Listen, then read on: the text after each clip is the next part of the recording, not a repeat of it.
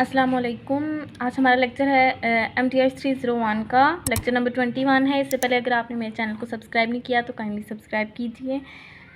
जो पहली एग्जांपल है हमारी, उसमें हमें एक फंक्शन दिया हुआ है और यहाँ पर क्या दिया हुआ है, यूलर्स नंबर है जिसकी पावर है -y²। ठीक है, हमने इसको कैसे इंटीग्रेट करना है, हमने इसका ऑर्डर रिवर्स करना है। हमें ये डायग्राम गिवन होगी। डायग्राम में क्या हमें गिवन है कि x इक्वल है 4x के। ठीक है, तो हम यहाँ से x की वैल्यू y जो है वो इक्वल है 4x के, तो यहाँ से हम x की वैल्यू निकाल सकते हैं जो आ जाएगी हमारे पास x is equal to y/4। ठीक है, और dy के जब हमने लिखनी है, यहाँ पर सबसे पहले हमने dy का लिखना होता है जब हम ऑर्डर रिवर्स कर रहे हैं। तो y कहाँ से है, 0 से 4 तक है।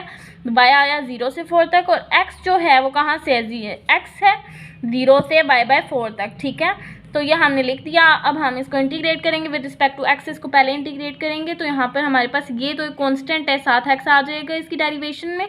और जब हम अपर लिमिट में से लोअर लिमिट को माइनस करेंगे तो y/4 आ जाएगा, e माइनस y का स्क्वायर dy। फिर विद रिस्पेक्ट टू y इसको इंटीग्रेट करेंगे तो यहाँ पर हमारे पास क्या आ जाता है, यहाँ पर 1/4 हमने जो है, अगर यहाँ पर हम लेकर आए 1/4 स्टार्ट में ले आए। ठीक है, तो यहाँ पर अंदर हमारे पास क्या आ जाएगा, y आ जाएगा, y रह जाएगा। ये माइनस का सिंबल सिर्फ इस वजह से लगाया कि अगर आप e की वैल्यू देखें तो ये -y² है। ठीक है, तो माइनस का सिंबल इस y के साथ जो मल्टीप्लाई होगा और जो इसकी पावर है वो भी मल्टीप्लाई होगी। अगर ये वो यहाँ पर मल्टीप्लाई हो रही है तो यहाँ नीचे भी मल्टीप्लाई होगी। यहाँ पर 4th है जैसे कि, तो यहाँ पर 2 साथ मल्टीप्लाई होगा तो -1/8 हो जाएगा। तो -1/8 जब अपर लिमिट में से लोअर लिमिट को माइनस करेंगे, y की जगह हम क्या पुट करेंगे, 4 का स्क्वायर क्या होता है, 16 होता है, -16 आ जाएगा -e0। ठीक है, अब जब हम e की पावर -16 है तो हम इसको अगर पॉजिटिव करना चाहें तो 1/e-16 लिख सकते, e/16 लिख सकते हैं। और यहाँ पर e की नॉट 1 के बराबर होगी। बाहर -1/8 था ना, तो जब हमने अंदर किया तो ये जो है ये प्लस में हो गया और ये वाली वैल्यू जो है वो नेगेटिव में हो गई। ठीक है, ये इसका आंसर है। सेकंड जो है वो बहुत ही ईजी है, कैलकुलेट करना है। हमने डबल इंटीग्रेशन करनी है फंक्शन की। हमें y की वैल्यू भी दी गई है और x की वैल्यू भी दी गई है। y का कहा गया है कि y बराबर है x के, और x का बताया गया x इक्वल है 1 के। तो हम इसको एज एन अपर लिमिट लेंगे और लोअर लिमिट जो है वो हम 0 पुट करेंगे। साथ ही हमने फंक्शन लिख देना है sin x/x dy/dx। ठीक है, तो सबसे पहले विद रिस्पेक्ट टू हम किसको इंटीग्रेट कर रहे हैं, with respect to y integrate कर रहे हैं। तो यहाँ पर y तो है नहीं, जब इंटीग्रेशन होगी तो y आ जाएगा। इंटीग्रेशन में हमने यही पढ़ा हुआ है ना। फिर अपर लिमिट और लोअर लिमिट माइनस होंगी तो हमारे पास क्या आ जाएगा, x -0, x आ गया, x में से 0 गए तो x आ गया, x से क्या हो जाएगा, कैंसिल हो जाएगा। ठीक है, x से कैंसिल हो जाएगा तो हमारे पास आ जाएगा sin x। ठीक है, dx। और विद रिस्पेक्ट टू x जब हम इसको इंटीग्रेट करेंगे तो साइन का जो फंक्शन होता है ना, इसका डेरिवेटिव होता है -cos।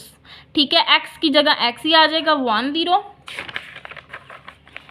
तो ये जब हमने मज़ीद इसको सिंप्लीफाई किया तो हमारा आंसर क्या आया है, 1.52 × 10⁻⁴। या आप कैलकुलेटर में भी करके देख लीजिएगा, आपका भी सेम आंसर आएगा। उसके बाद एग्जांपल हमें दी गई है एक और, e की पावर है x²। ठीक है, तो हमने पिछले लेक्चर में भी यही कहा था कि e(x²), यहाँ पर मैं आपको फिर से रिमाइंड करवा देती हूँ कि e(x² के अलावा अगर कोई और पॉइंट होता है एट द लास्ट तो हम उसको इग्नोर कर देते हैं, हमने इग्नोर करना होता है उसको। ठीक है, विद रिस्पेक्ट टू y इसको पहले इंटीग्रेट करना है तो यहाँ पर जब डेरिवेशन होगी तो y आ जाएगा। ठीक है, e(x² है यहाँ पर, और अपर लिमिट में से लोअर लिमिट माइनस होगी। ठीक है, तो यहाँ पर क्या आ जाएगा, 2x e(x) का स्क्वायर। जब अपर लिमिट में से हमने लोअर लिमिट माइनस की तो dx आ गया। ठीक है, अब इसको हमने कर दिया इग्नोर, तो हमारे पास पीछे क्या रह गया, e(x²), और इसकी हमने अपर लिमिट और लोअर लिमिट लिख देनी है। तो यहाँ पर हमारे पास क्या आंसर आएगा, बेशक आप करके चेक कर लीजिए कि यहाँ पर अपर लिमिट जब पुट करेंगे 1 का स्क्वायर होगा। ठीक है, 1 का स्क्वायर क्या होता है, 1 ही होता है, तो e आ जाएगा माइनस, जब e0 लिखेंगे तो e0 किसके इक्वल होता है, 1 के। ये हमारा आंसर। नेक्स्ट जो फंक्शन है वो बहुत ईजी है, बहुत ज़्यादा ईजी है। ठीक है, ये हमें एक फंक्शन दिया हुआ है 4 - x - y, और इसकी हमें x की लोअर और अपर लिमिट भी दी हुई है और y की अपर और लोअर लिमिट भी दी हुई है। x की लोअर और अपर लिमिट क्या है, 0 और 1, और y की अपर और लोअर लिमिट क्या है, 0 और 2। ठीक है, हमने ये पुट की सिंपली, y की 0 और 2 पुट की, x की 0 और 1 पुट की, और फिर हमने इसको सॉल्व किया है। पहले हमने with respect to x integrate किया तो 4 क्या हो जाएगा, 4x हो जाएगा, माइनस ये एक्स स्क्वायर और जो पावर होती है उसी से डिवाइड होता है, x square by 2 minus x y हो जाएगा 10 dy, ठीक है। अब अपर लिमिट में से हम जब लोअर लिमिट को माइनस करेंगे तो यहाँ पर हमारे पास आता है 7/2 माइनस वाई। इसका जब हमने अपर लिमिट में से लोअर लिमिट को माइनस किया, ठीक है। फिर हमारे पास क्या होगा विद रिस्पेक्ट टू y, जब इसको इंटीग्रेट करेंगे 7/2 है यहाँ पर, y इसके साथ आ जाएगा माइनस y का क्या हो जाएगा, y का स्क्वायर डिवाइडेड बाई 2, ठीक है। जब हमने y की जगह इसकी वैल्यू पुट की 2 पुट किया तो बेशक आप करके देख लें, मैं कर भी देती हूँ। यहाँ पर 7/2 है, अपर लिमिट पुट होगी, यहाँ पे 2 हो जाएगा, माइनस यहाँ पर क्या होगा 2 का स्क्वायर माइनस डिवाइडेड बाय 2, क्या बनता है ये ऊपर मैं कह रही हूँ 2 से कैंसिल हो गया, 7 आ गया।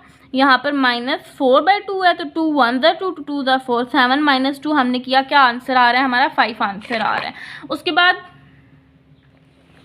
एक और फंक्शन हमें गिवन है, एक टेट्राहेड्रॉन की शेप बनी हुई है, ठीक है। उसमें फंक्शन में क्या है 4-4x - 2y। ये थोड़ा सा ट्रिकी क्वेश्चन है, ये मैं आपको बता देती हूँ, ठीक है। इसकी हमें लिमिट्स नहीं दी हुई, लोअर और अपर लिमिट्स नहीं दी हुई, लेकिन एक डायग्राम दी हुई है और हम आसानी से पता चला सकते हैं कि इसकी अपर और लोअर लिमिट्स x की कौन सी होंगी और y की कौन सी होंगी, ठीक है।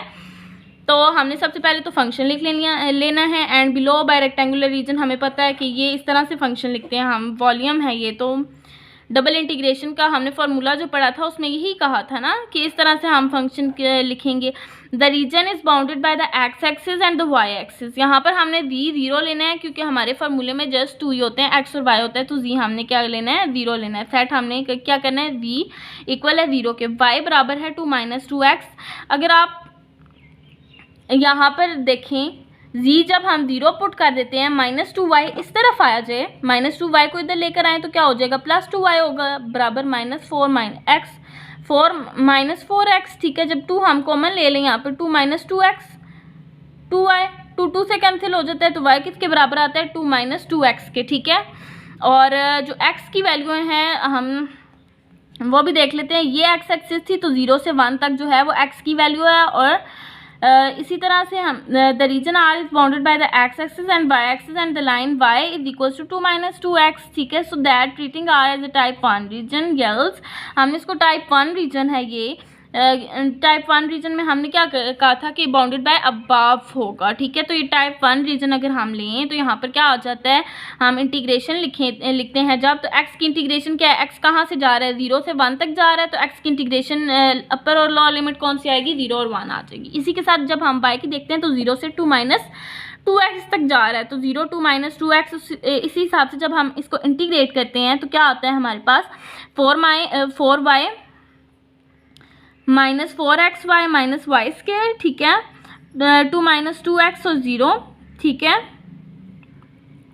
dx। अब यहाँ पर मज़ीद मैंने सिंप्लीफाई करके लिख दिया है, बेशक आप अपर लिमिट पुट करके भी देख लीजिएगा, अपर लोअर लिमिट दोनों, यही आंसर आता है। ये देखें मैंने यहाँ पर साथ किया भी हुआ है कि जब हम 4y की जगह क्या आ जाएगा, ये आ जाएगा -4xy की जगह फिर हमने ये पुट कर दिया, -y का स्क्वायर है तो 2 - 2x का स्क्वायर हो जाएगा, 8 - 8x प्लस 8 स्क्वायर माइनस यहाँ पर a - b के होल स्क्वायर का जो है वो फार्मूला ओपन करेंगे हम, तो 4 + 4x स्क्वायर - 8x, ठीक है। तो यहाँ पर हमारे पास मज़ीद हमने सिंप्लीफाई किया, देख लेंगे आप 4 - 8x + 4x स्क्वायर बन रहा है।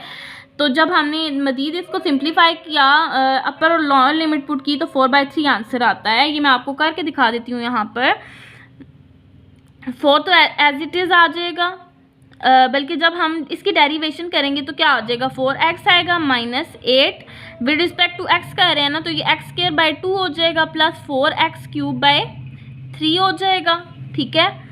अब 4 की हमें ये तो पता है कि 0 हम पुट करेंगे, बेशक माइनस कर रहे हैं तो हमारी क्या हो जाती है, लोअर लिमिट 0 हो जाती है, अपर लिमिट की जगह हमने 1 जस्ट पुट कर देना है। 8 1 का स्क्वायर डिवाइडेड बाय 2 प्लस 4 1 का क्यूब डिवाइडेड बाय 3, ठीक है। तो क्या बनता है, ये वैल्यू आ जाती है हमारे पास, ठीक है। 2 1 2 2 4 8, यहाँ पर क्या बच गया 4 4 - 4 होगा तो 0 हो जाएगा, और बाकी हमारे पास क्या बच गया 4/3 जो हमारा आंसर है, ठीक है ना। इसके बाद हमारा मज़ीद एक फंक्शन है जो हमारा इस लेक्चर का लास्ट टॉपिक है।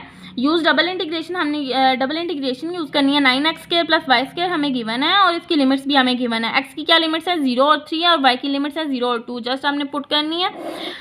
सबसे पहले हम with respect to y integrate कर रहे हैं तो 9x² y आ जाएगा, 7 + y³ हो जाएगा। ये इसमें एक ऐड हो जाती है, आपको पता है पावर रूल अप्लाई करते हैं, डिवाइडेड बाय जो पावर होती है उसी से डिवाइड होता है। y³ / 3 आ जाएगा 20 dx, ठीक है। फिर जब हमने अपर लिमिट इसकी पुट किया तो यहाँ पर क्या हो गया, 9 × 2 = 18 हो जाएगा, 18x² आ जाएगा प्लस 2 का क्यूब क्या होता है 8/3 dx। फिर हमने विद रिस्पेक्ट टू x इसको इंटीग्रेट करना है तो यहाँ पर ये क्या आ जाएगा, यहाँ पर क्या आ जाएगा 6x³ + 8/3x और इसका क्या आ जाएगा 30, ठीक है। अब ये यहाँ पर आप कहें कि 6x³ कैसे आया है, तो 18x² था, 18x² था। जब हमने इसकी डेरिवेशन की तो 18x³ / 3 हो गया, 3 × 1 = 3, 3 × 6 = 18, ठीक है। इसलिए यहाँ पर 6x³ इसको सिंप्लीफाई करके लिखा हुआ है प्लस 8/3x 30, ठीक है। जब हमने अपर लिमिट इसकी पुट की 6, 2 का क्यूब क्या होता है 27 हो जाता है प्लस 8 और ये इसका आंसर क्या है 170 इसका आंसर है। Thank you so much and also subscribe my channel and support my channel. अल्लाह हाफिज़।